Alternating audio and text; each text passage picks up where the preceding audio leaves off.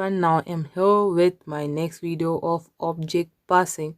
In this I want to tell you that how we are going to pass an object from functions. Basically we can pass object with the help of constructor also, but in this video I'm going to consider about functions. Exactly why I'm taking this topic for my video. Actually, ICSE always provides you questions regarding object passing in 11th and 12th. In 11th and 12th, basically it is ISC, and ISC focus on object passing, and object passing always come for 10 marks for section B. That's why I'm considering this topic for my video.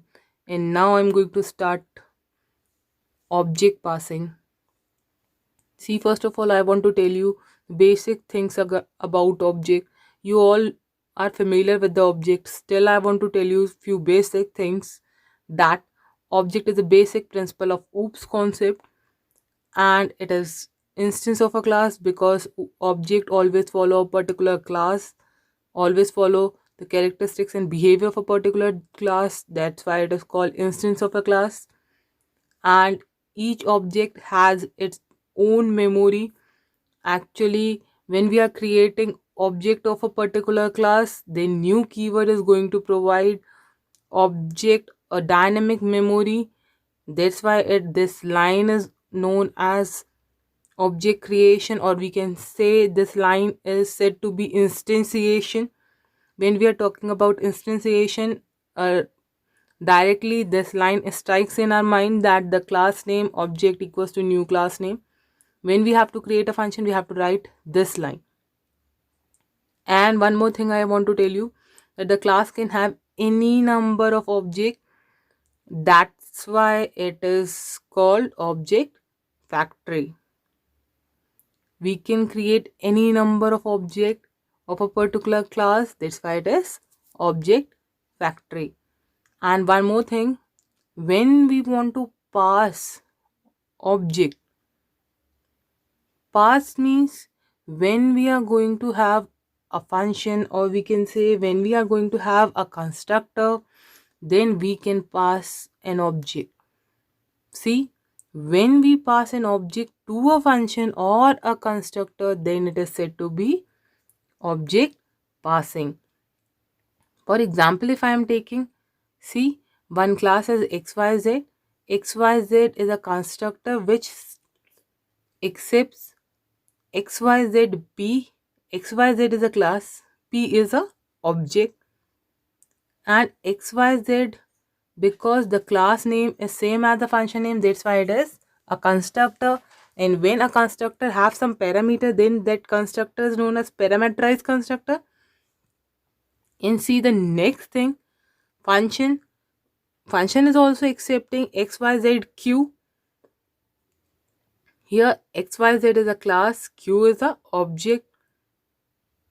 And one simple thing I had written so that you can able to understand what is object passing and who is going to receive it.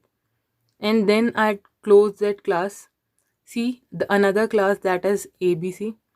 Inside that class I am having public static void main string args, a function which have object of xyz class. Object number 1, new, provides you memory for that. In C, xyz ob2, again you provide memory to xyz. In C, from the object 2, I am calling a constructor and passing ob1 to the constructor. See, in this way I am passing ob1 to p, and now ob1 is an object which belongs to a class, and class is a non-primitive data type. Means here we are passing reference, means here we are passing address of ob1 to p. Now both are sharing the same address, ob1 and p both are sharing the same address. And see the next one, ob1 dot function, I'm passing ob2, means address of ob2 is passed to a function and where q is going to receive it. And now from here I'm passing address of an object, that's why it is called by reference. Just remember, when we are sending any non-primitive things, then it is called by reference, means sharing of address with each other. Name of ob2 is now q also. Both are having different names, but both are referring the same address. Both are having different scope, but both are referring the same address. Now this is a small example so that you can able to understand how we are going to pass an object and how we are going to receive an object. And see, I'm moving further with the programming. In this programming, what I'm trying to do, I'm just trying to accept one object and I'm not returning any object. I'm just accepting it. I'm trying to give you some demo for that. And I'm having different concepts also, but one by one I'm going to release it for you all. This is one video for actually it is first video for object passing. Then I'm going to provide you the more videos for different conditions where I'm providing one object, and next I'm going to provide two object, or maybe one object and returning an object, any one of the series next time you are getting. But now see something, see a big one, a big question you are having in front of you, but try to go with the flow. See, it is looking difficult, but it is not a difficult one. Read the question. Design a class math rev. Math means matrix, rev means reverse. To reverse each element of matrix. Matrix means the combination of rows and columns, and reverse means what we are storing, we have to reverse that value. And next, see, some of the member of a class are given below. Class name we have to write mathrev. Data members, or we can say instance variable, means they are global variables. We have to declare array, then size of array in the form of rows and in the form of columns. See, then we have to declare member methods, or we can say methods, or we can say functions. Number one is mathrev, means name of a class, means it is a constructor, but because that constructor is having parameters, that's why it is parameterized constructor. Okay, parameterized constructor store the value of number of rows and the number of columns. We are getting the value in and we have to store it in m, and then we are having value in nn and we have to store it in n. And see the next one. Next we have void fill array, means we have to fill the element of array.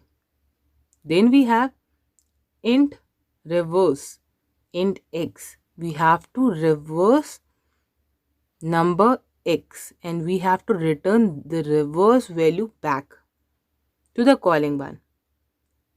Then we have the next function, means void rev mat, means we have to reverse a matrix here, but see the bracket, we are going to have an object with us now, where math rev means class name, p is object, we are going to receive one object here in p.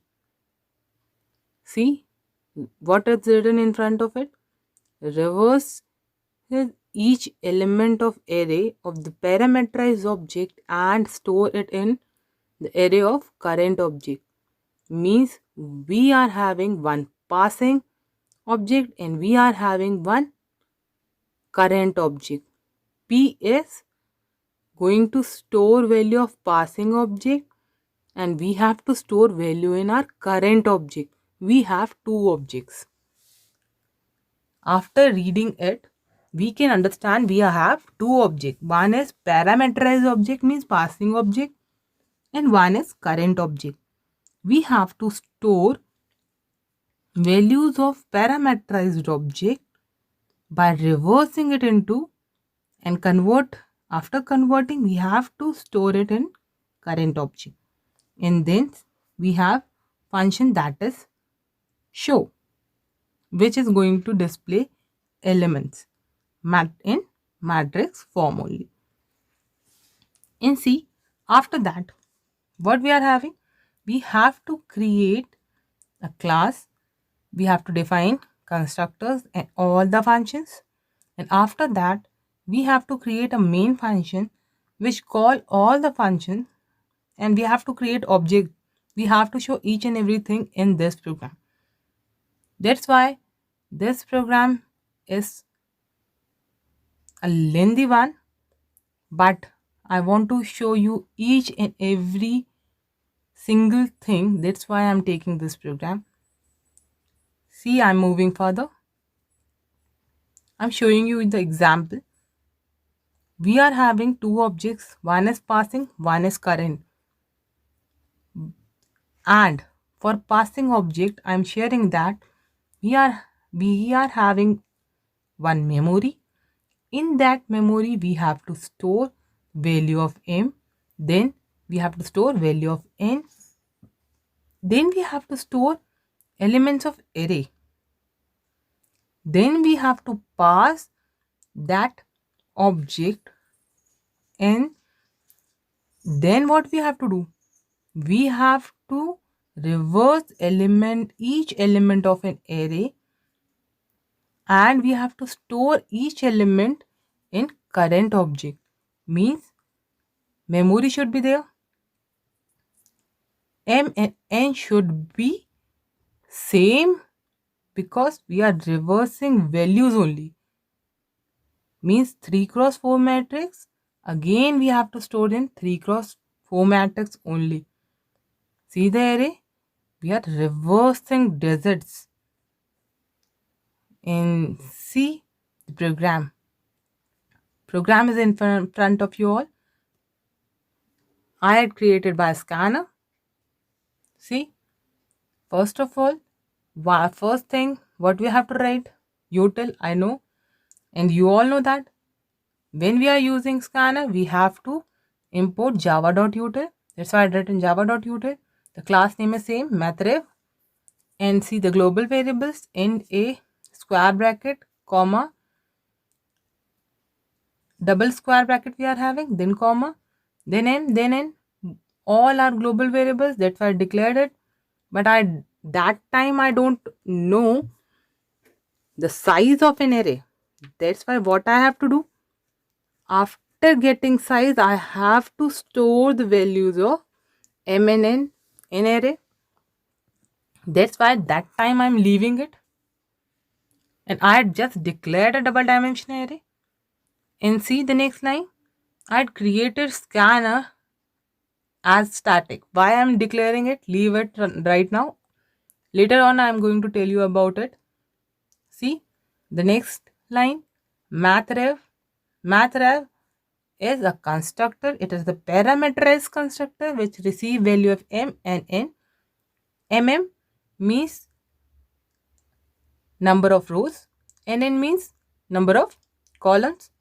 We are storing value of into m, we are storing value of nn into n, and then I had declared the remaining part of array declaration, that is a is equals to new int mn.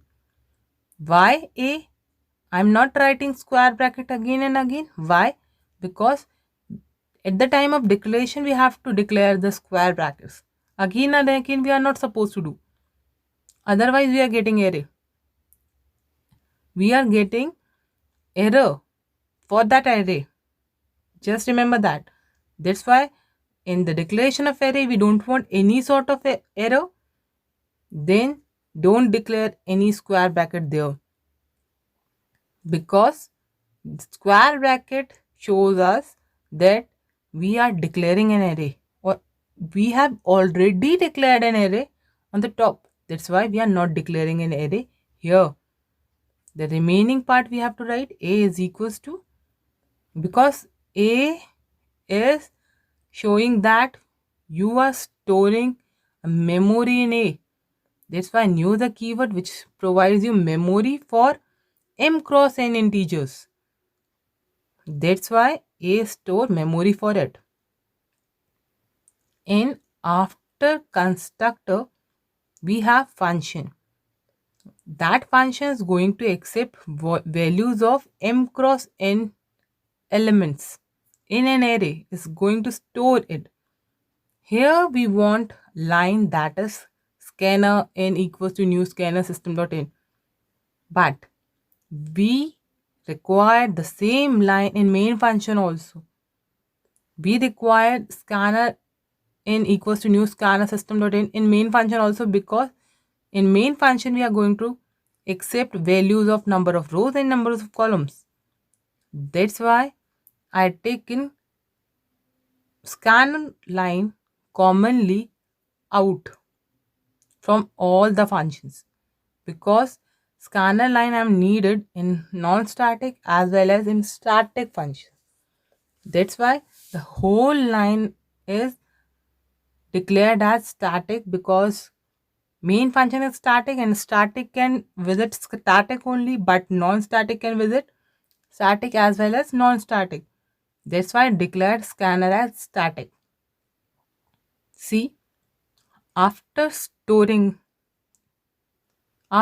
accepting elements one by one in an array, I'm closing that function, that is fill array is going to be closed after accepting it. And then we have a function of reverse. X is going to be reverse in this logic. You all know the logic of reverse. Still, if you don't know, try to dry run it. If you are going to dry run it, you will definitely know what is the logic of reverse. If you are not able to, then I want to show you all how we are going to reverse a number. If we are having a number that is 15, 15 is greater than 0. Yes, it is greater than 0. I'm dry run it for you all. I'm doing that dry run. Reverse is equals to, reverse means reverse is 0. Right now it is 0. Reverse into 10 plus x mod 10 means last digit we are picking. X mod 10 means 15 mod 10 means we are picking last digit. 0 into 10 plus 5, it means we are getting 5, means REV. Now REV is going to store 5, means right now value of REV is 5. When this line execute, last line, x divide equals to 10 means x is equals to x divided by 10. It means 15 divided by 10. It provides you the question part, means 1. Now the value of x is 1. Now see, the value of x is 1. Then what we have to do? Again, x is greater than 0. Yes, because it is 1 now. REV is equals to REV into 10 plus x mod 10. See, value of REV is 5. 5 into 10 plus x mod 10 means value of x is 1. 1 mod 10 always keep in your mind, when the smaller digit mod the larger one, we are getting smaller as output, means we are getting 1 here. Means what we have to do, 5 into 10 is 50 and 50 plus 1 is 51, means it is reversed. And now we are sending back the reverse value. I think you are able to understand what I want to say. Then I am moving further with the logic. See, rev matrix. Rev matrix is a matrix which is going to receive an object, and see from where an object is coming. It is going to receive an object, and see what is going on here. Leave this part, we will carry on with this part later. See, we are having show function. Show is going to display elements one by one in the form of matrix. See, for displaying element in the matrix format, in this format, what we have to do, we have to display element, then we have to put space because we want space here, and then after one line we have to change a line. That's why we are writing system.out.println in here. This logic helps us to display matrix, and see what happened. Now here we require scanner, but I had already written scanner on the top. That's why we don't want to write here 2 times. If I'm not writing on the top, then we have to write 2 times. That's why I'm taking it as common. And see, accepting rows, and I told you we have 2 objects. One is passing object and one is current object. That's why we require 2 objects. See, the passing one and the current one. Then we are having one object is OB1 and another object is OB2.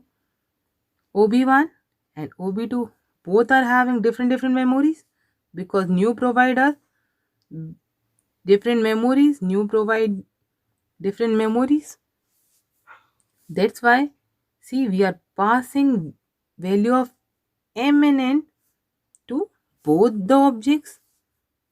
See, if we are having a double dimensional array of 3 cross 3 matrix, then another object also having an array of 3 cross 3 matrix. Same size we want for OB1 also and for OB2 also. That's why I'm sending the same value to both of them. And with the help of constructor, we are going to fill the values. See, with the help of constructor, they are receiving values, and with the help of constructor, what we are going to do, we are filling the value of m and n, and we had declared an array of m and n size. And see what happened.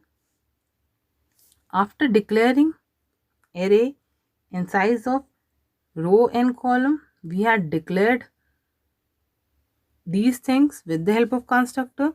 Means memory is declared, array is created, size is mentioned.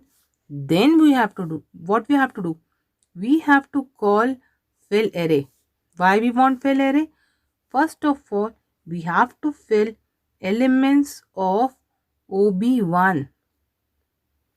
That's why I'm calling with OB1, because we have to fill array 12, 13, 14 in this format. We have to fill array.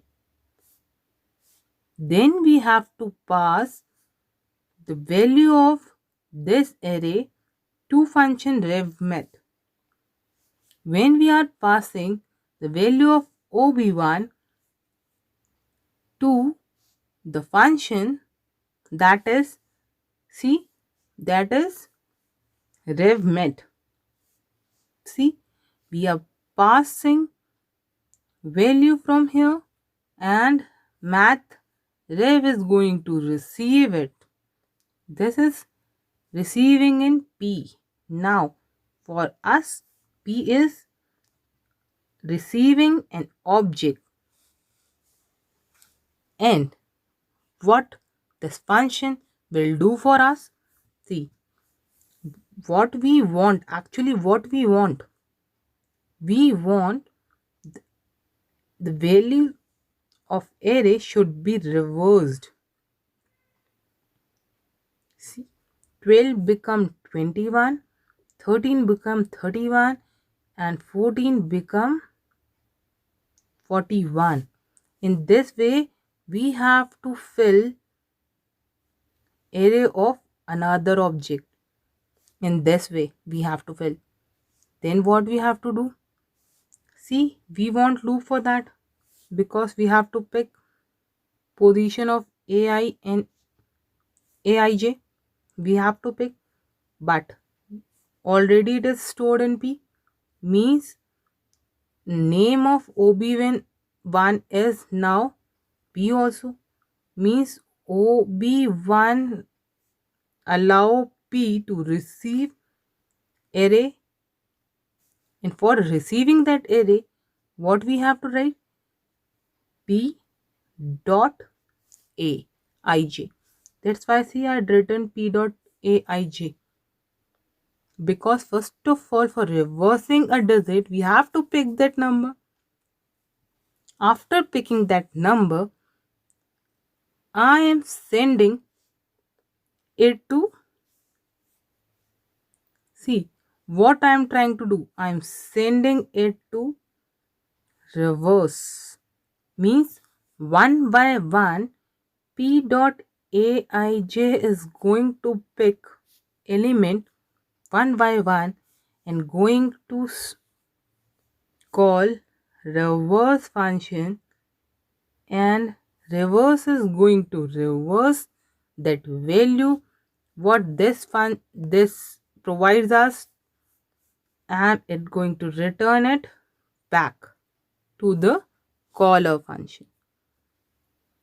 And see what will happen after receiving value here. It is stored in A. Now we are writing Aij. Aij exactly belongs to which object? I am writing nothing here. Means it belongs to which object? It is current object. When we are talking about current object, either we can write this keyword, this dot Aij, because this is a keyword which always point current object. We can write this dot Aij, or if you are not writing this dot, you can write simply in this way also, because this always shows that it is pointing towards the current object. Actually, this is a keyword which act like a pointer which always point towards address of current object. See, but I had not written this here. You can write this. This help us to reverse, and we are going to store it in the current object. Means the values what we are having, means if we are having 12, we are going to reverse it, and we are going to place that value after reversing and converting into 12. We are going to store it in the current object.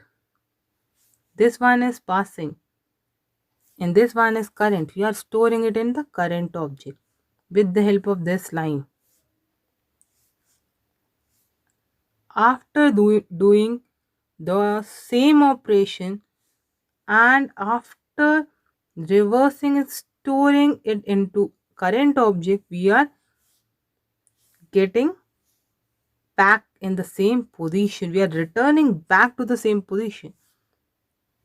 Means everything is done, but now we want to display each and everything because we want to show whether our program is achieving the result or not. How we are going to show? See, I'd written array. First of all, the original array should be displayed. Means the array what we are passing from here, we have to display that array first. Means passing one first. That's why I written ob1.show. And what we had done with current array, we have stored the reverse part here. We want to display it. That's why reverse value array are displayed ob2.show. See, after doing all these things, means ob1 is going to call show, and after that ob2 is going to call show one by one, and aij means the current array. This line is current at that time. That's why ob1 is going to be displayed, and when ob2 is going to call, at that time ob2 is current. That's why value of ob2 is going to be displayed. And see what happened.